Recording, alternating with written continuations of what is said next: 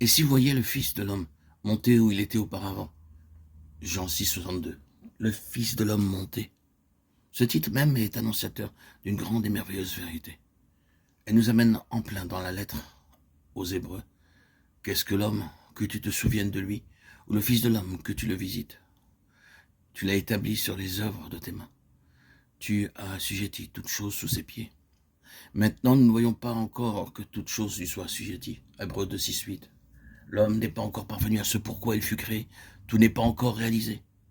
Mais celui qui a été abaissé pour un peu de temps au-dessous des anges, Jésus, nous le voyons couronné de gloire et d'honneur à cause de la mort qu'il a soufferte. Que signifie tout cela? Voici le Fils de l'homme en qui, en tant que premier, se trouve réalisée toute l'intention divine concernant l'homme, sa création même. Ce serait profitable à ce point d'entreprendre une étude détaillée de la lettre aux Hébreux, particulièrement dans ses premiers chapitres. En effet, ce n'est pas à des anges que Dieu a soumis le monde à venir dont nous parlons. Or, quelqu'un a rendu quelque part ce témoignage. Qu'est-ce que l'homme? Hébreux 2, 5, 6. Ce qui est en vue ici est la soumission à l'homme de la future terre habitée. Nous ne voyons pas encore que toute chose soit soumise à l'homme, mais nous voyons son représentant dans le ciel et en faveur de l'homme, nous voyons toute chose soumise à lui. Cela est assuré pour l'homme, par l'homme représentatif dans le ciel. L'écrivain poursuit en disant, c'est pourquoi, frères saints, qui avez part à la vocation céleste. Voyez-vous, c'est un tout, la vocation céleste. De quoi s'agit-il?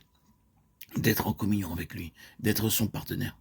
Car celui qui sanctifie et ceux qui sont sanctifiés sont tous issus d'un seul.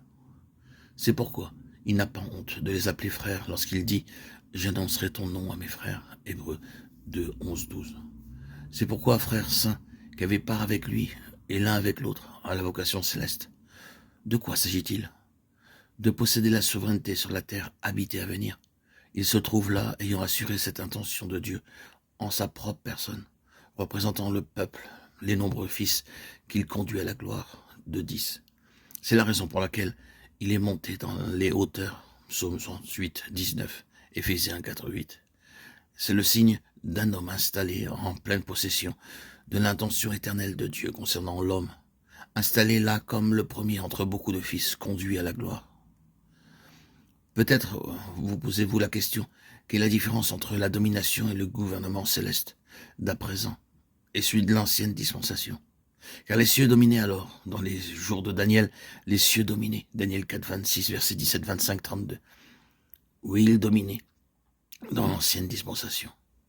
Mais quelle est la différence? Cette question ouvre tout grand une immense porte, et toute cette lettre aux Hébreux y répondra. C'est la grande différence entre une dispensation purement terrestre et temporelle et une dispensation qui est éternelle, céleste et spirituelle. Cela englobe toutes les différences qui sont mentionnées dans cette lettre même. La lettre qui parle des choses meilleures. Dans le gouvernement céleste du Fils de l'homme, on entre dans quelque chose tellement meilleur que la souveraineté générale de Dieu dans l'ancienne dispensation. C'est là une question bien trop immense pour que nous la considérions ici. Mais tout cela se concentre dans la question pour laquelle il se trouve là dans la gloire. Il s'en est allé là-haut, il est monté et il est glorifié. Le fait que Jésus soit au ciel signifie de très grandes choses, des choses liées à un défi.